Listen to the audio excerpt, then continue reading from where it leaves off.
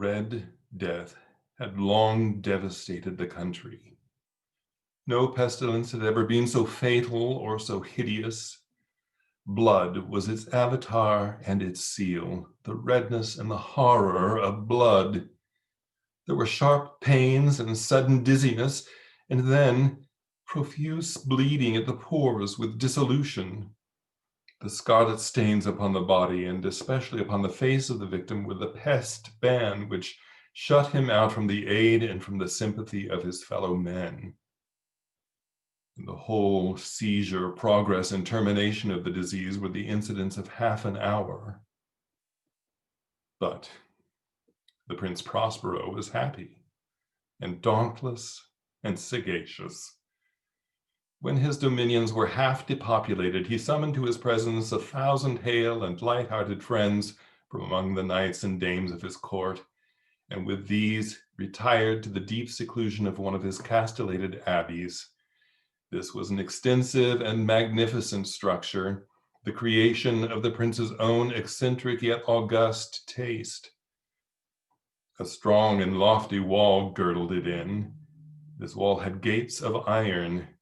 The courtiers, having entered, brought furnaces and massy hammers and welded the bolts. They resolved to leave means neither of ingress nor egress to the sudden impulses of despair or of frenzy from within. The abbey was amply provisioned. With such precautions, the courtiers might bid defiance to contagion. The external world could take care of itself.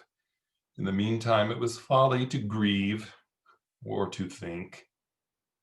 The prince had provided all the appliances of pleasure. There were buffoons, there were improvisatori, there were ballet dancers, there were musicians, there was beauty, there was wine. All these and security were within. Without was the Red Death. It was towards the close of the 5th or 6th month of his seclusion, and while the pestilence raged most furiously abroad, that the Prince Prospero entertained his 1,000 friends at a masked ball of the most unusual magnificence. It was a voluptuous scene, that masquerade. But first, let me tell of the rooms in which it was held. There were 7, an imperial suite. In many palaces, however, such suites form a long and straight vista, while the folding doors slide back nearly to the walls on either side, so that the view of the whole extent is scarcely impeded. Here, the case was very different, as might have been expected from the Duke's love of the bizarre. The apartments were so irregularly disposed that the vision embraced but little more than one at a time. There was a sharp turn at every 20 or 30 yards, and at each turn a novel effect. To the right and left, in the middle of each wall, a tall and narrow Gothic window looked out upon the closed corridor which pursued the windings of the suite. These windows were of stained glass, whose color varied in accordance with the prevailing hue of the decorations of the chamber into which it opened. At the eastern extremity was hung, for example, in blue, and vividly blue were its windows. The second chamber was purple in its ornaments and tapestries, and here the panes were purple. The third was green throughout, and so were the casements. The fourth was furnished and lighted with orange, the fifth with white, the sixth with violet. The 7th apartment was closely shrouded in black velvet tapestries that hung all over the ceiling and down the walls, falling in heavy folds upon a carpet of the same material and hue. But in this chamber only, the color of the windows failed to correspond with the decorations. The panes here were scarlet, a deep blood color. Now, in no one of the 7 apartments was there any lamp or candelabrum amid the profusion of golden ornaments that lay scattered to and fro or depended from the roof. There was no light of any kind emanating from lamp or candle within the suite of chambers. But in the corridors that followed the suite, there stood opposite to each window a heavy tripod bearing a brazier of fire that projected its rays through the tinted glass and so glaringly illumined the room, and thus were produced a multitude of gaudy and fantastic appearances. But in the western or black chamber, the effect of the firelight that streamed upon the dark hangings through the blood-tinted panes was ghastly in the extreme, and produced so wild a look upon the countenances of those who entered that there were few of the company bold enough to set foot within its precincts at all.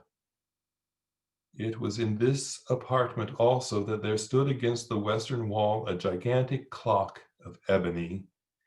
Its pendulum swung to and fro with a dull, heavy, and monotonous clang.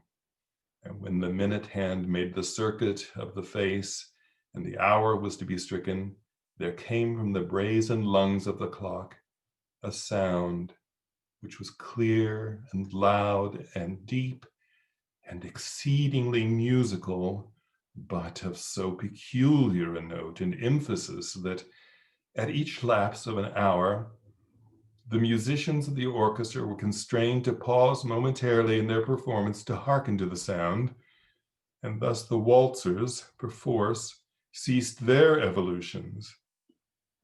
And there was a brief disconcert of the whole gay company, and while the chimes of the clock yet rang, it was observed that the giddiest grew pale, and the more aged and sedate passed their hands over their brows as if in confused reverie or meditation. But when the echoes had fully ceased, a light laughter at once pervaded the assembly. The musicians looked at each other and smiled as if at their own nervousness and folly, and made whispering vows each to the other that the next chiming of the clock should produce in them no similar emotion. And then, after the lapse of 60 minutes, which embraced 3,600 seconds of the time that flies, there came yet another chiming of the clock, and then with the same disconcert and tremulousness and meditation as before. But in spite of these things, it was a gay and magnificent revel. The tastes of the Duke were peculiar. He had a fine eye for colors and effects. He disregarded the decora of mere fashion. His plans were bold and fiery, and his conceptions glowed with barbaric luster. There are some who would have thought him mad. His followers felt that he was not. It was necessary to hear and see and touch him to be sure that he was not. He had directed in great part the movable embellishments of the 7 chambers upon occasion of this great fete, and it was his own guiding taste which had given character to the masqueraders. Be sure, they were grotesque.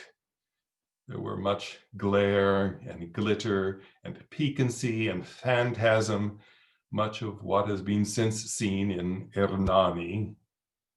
There were arabesque figures with unsuited limbs and appointments. There were delirious fancies, such as the madman fashions.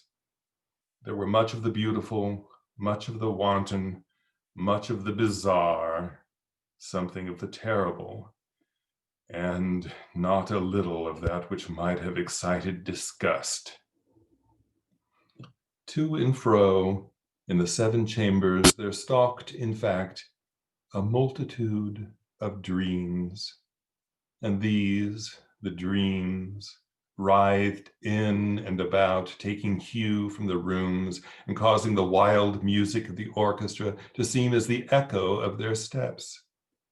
And anon, there strikes the ebony clock which stands in the hall of the velvet, and then, for a moment, all is still, and all is silent save the voice of the clock. The dreams are stiff frozen as they stand.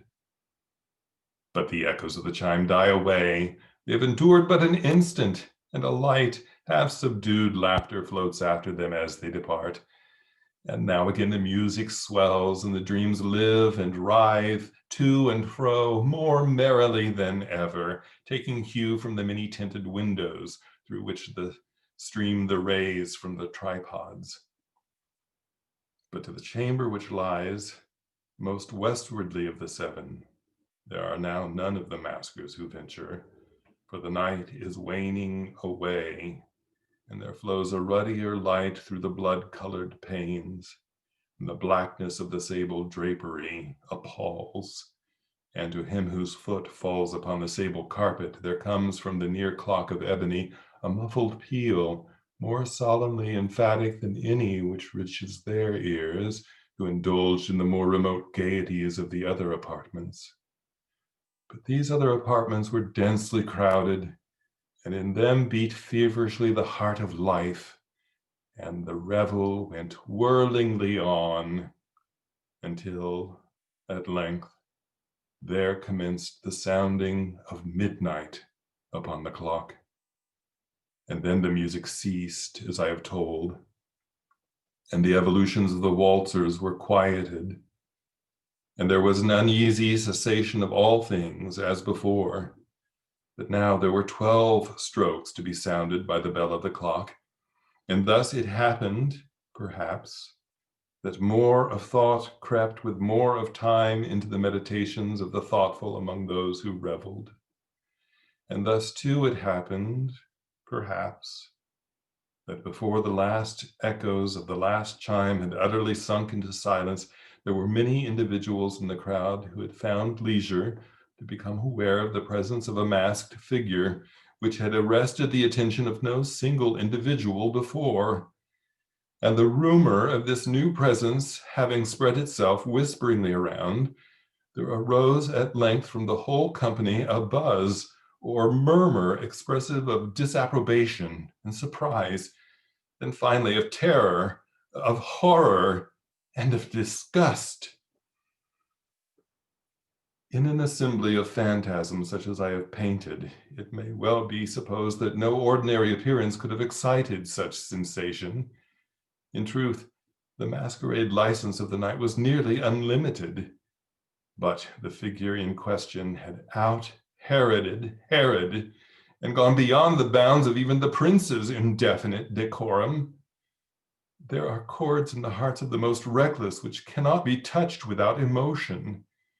Even the utterly lost, to whom life and death are equally just, there are matters of which no jest can be made. The whole company, indeed, seemed now deeply to feel that in the costume and bearing of the stranger neither wit nor propriety existed. The figure was tall and gaunt and shrouded from head to foot in the habiliments of the grave. The mask which concealed the visage was made so nearly to resemble the countenance of a stiffened corpse that the closest scrutiny must have had difficulty in detecting the cheat. And yet all this might have been endured, if not approved by the mad revelers around. But the mummer had gone so far as to assume the type of the Red Death. His vesture was dabbled in blood, and his broad brow, with all the features of the face, was besprinkled with the scarlet horror. When the eyes of the Prince Prospero fell upon this spectral image, which with a slow and solemn movement, as if more fully to sustain its role, stalked to and fro among the waltzers, he was seen to be convulsed in the first moment with a strong shudder, either of terror or distaste, but in the next his brow reddened with rage. "Who dares?" he demanded hoarsely of the courtiers who stood near him. "Who dares insult us with this blasphemous mockery? Seize him and unmask him, that we may know whom we have to hang at sunrise from the battlements." It was in the eastern or blue chamber in which stood the Prince Prospero as he uttered these words. They rang throughout the 7 rooms loudly and clearly, The prince was a bold and robust man, and the music had become hushed at the waving of his hand. It was in the blue room where stood the prince, with a group of pale courtiers by his side.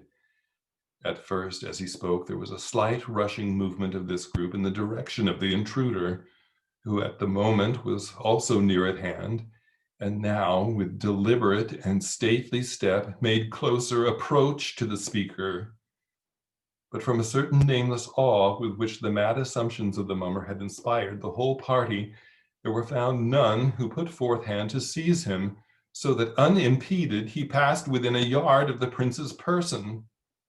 And while the vast assembly, as if with one impulse, shrank from the centers of the rooms to the walls, he made his way uninterruptedly, but with the same solemn and measured step which had distinguished him from the first, through the blue chamber to the purple, through the purple to the green, through the green to the orange, through this again to the white, and even thence to the violet, ere a decided movement had been made to arrest him. It was then, however, that the Prince Prospero, maddening with rage and the shame of his own momentary cowardice, rushed hurriedly through the 6 chambers, while none followed him on account of a deadly terror that had seized upon all. He bore aloft a drawn dagger and had approached in rapid impetuosity to within 3 or 4 feet of the retreating figure, when the latter, having attained the extremity of the velvet apartment, turned suddenly and confronted his pursuer. There was a sharp cry, and the dagger dropped gleaming upon the sable carpet, upon which instantly afterwards fell, prostrate in death, the Prince Prospero. Then, summoning the wild courage of despair, a throng of the revelers at once threw themselves into the black apartment, and seizing the mummer, whose tall figure stood erect and motionless within the shadow of the ebony clock, gasped in unutterable horror at finding the grave cerements and corpse-like mask, which they handled with so violent a rudeness, untenanted by any tangible form. And now was acknowledged the presence of the Red Death. He had come like a thief in the night, and one by one dropped the revelers in their blood-bedewed halls of their revel, and died each in the despairing posture of his fall. And the life of the ebony clock went out with that of the last of the gay, and the flames of the tripods expired, and darkness and decay and the Red Death held illimitable dominion over all.